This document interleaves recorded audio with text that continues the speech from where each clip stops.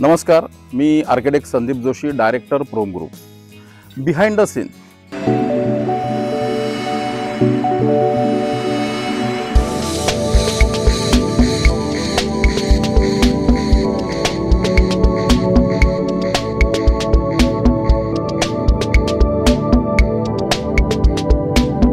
Behind the scene या मालिकेला आतापर्यंत तुम्ही खूप चांगला प्रतिसाद दिलाय.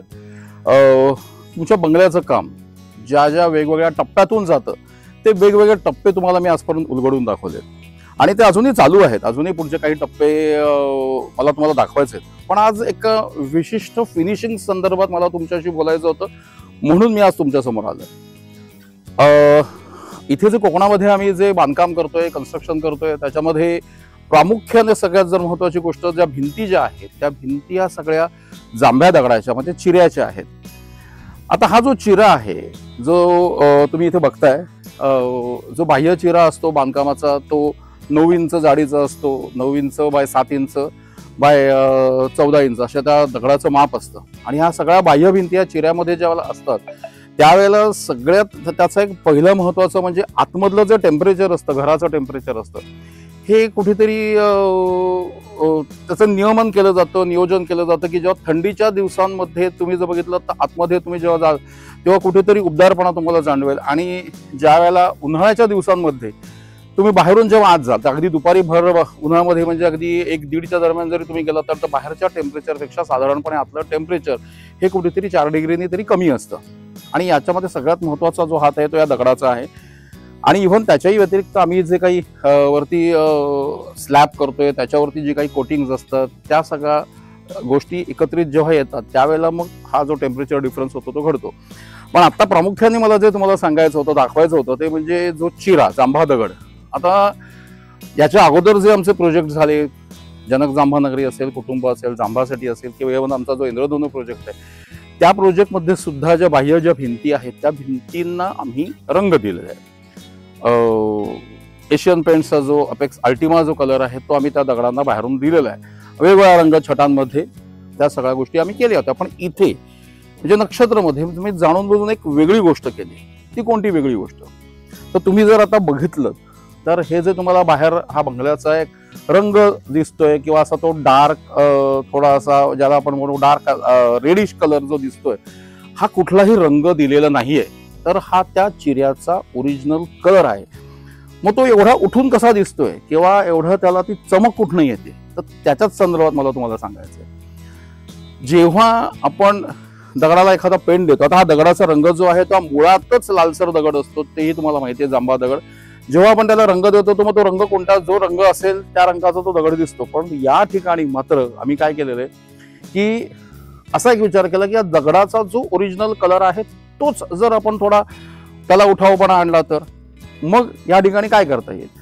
तर आता सगळ्यात त्याच्यामध्ये एक महत्वाची गोष्ट अशी आहे की हा जो दगड आहे हा दगड पोरस आहे. म्हणजे याला छिद्र असतात. तुम्ही बघू शकाल की तुम्हाला माहिती असेल, तुम्ही बघितलं असेल की जांभ्या दगडाला छोटी मोठी वेगळ्या आकाराची छिद्र असतात, ज्याला पोरस स्टोन म्हटलं जातं. तर याच्यामध्ये काय असतं की काही छिद्र ही आकाराने मोठी असतात. आता त्याचा थोडासा ज्याला म्हणतो आपण थोडा डिसएडव्हान्टेज काही वेळेला असा होतो की इथे कोकणामध्ये पावसाचं प्रमाण प्रचंड आहे आणि बंगला म्हटल्यानंतर ज्या चारही भिंती आहेत या एक्सपोज वॉल्स आहेत. पाऊस कसाही आडवा तिडवा येतो, त्या भिंतीवरती दगडावरती तो पाऊस वेगाने तो पाणी मारलं जातं. आणि मग त्या जे समजा जर मोठे जर समजा त्याच्यामध्ये जर समजा होल असतील तर त्यातनं काही वेळेला पाणी हळूहळू थोडं सिपेज होऊन आतमध्ये येऊ शकतं, आत ओलावा येऊ शकतो. मग तो येऊ नये म्हणून आम्ही काय केलं की त्यातली जी मोठी जी होल्स आहेत ती मोठी होल आम्ही एक स्पेशल पुट्टी बनवली रेझिनची आणि त्याच्याने ती भरलेली आहे. ती पुट्टी सुद्धा अशी कोणत्या रंगाची असं नाहीये, तर ती पण थोडी ट्रान्सपरंट आहे आणि त्याच्याने ते मोठे होल्स भरलेत की जेणेकरून पाणी आत जाणार नाही. आणि आता ह्या दगडांना आम्ही काय केलेलं आहे, या दगडांच्या वरती जो तुम्हाला जो एक जी चमक दिसते किंवा तो जो एक असा उठावशीर जो रंग आल्यासारखा दिसतोय, जो ओरिजिनल दगडाचा रंग जो आहे तो एनहान्स कशामुळे झाला, तर त्याच्यावरती आम्ही केलेलं आहे रेझिन कोटिंग. हे जे रेझिन आहे हे पॉलिएस्टर रेझिन आहे, स्पेशली एक्सटिरियर ग्रेड रेझिन आहे. म्हणजे याच्यावरती उन्हाचा किंवा बाहेरच्या वेगळ्या अटमॉस्फिअरचा कुठलाही त्याच्यावरती फरक होत म्हणजे कुठलाही परिणाम होत नाही त्याच्यावरती, की उन्हामुळे त्याला तडे जातील किंवा थंडीच्या दिवसांमध्ये किंवा पावसाळ्याच्या दिवसांमध्ये श्रिंकेज होईल किंवा पाणी आत जाईल असा काही प्रकार त्याच्यामध्ये होणार नाहीये. जर तुम्ही बघितलं तर याच्यावरती जेव्हा पावसाचं पाणी किंवा इव्हन आता कधी तुम्ही पाणी जरी मारून बघितलं तरी पाणी त्याच्यावरती राहत नाही, ते पाणी सगळं निघून जातं आणि तो दगड पाणी आतमध्ये शोषून घेत नाही. आणि त्याच्यामुळे काय होणार आहे की आतमध्ये म्हणजे आतमधल्या बाजूला जो काही रंग दिला जातोय त्या रंगावरती पावसाचा म्हणजे पाण्याचा कुठलाही त्याच्यावरती फरक पडणं, पाऊस म्हणजे पाण्यामुळे तो रंग खराब होणार नाहीये. कारण काय होतं बऱ्याच वेळा की पाणी आतमध्ये हळूहळू मुरत जातं आणि मग आतमध्ये ओलावा येतो आणि ओलावा आल्यामुळे मग जो आतमध्ये मारलेला रंग असतो, पेंट असतो, त्याला कुठेतरी ज्याला आपण म्हणतो पोपडे येतात, तो खराब होतो. तर तो होणार नाही याच्यामुळे.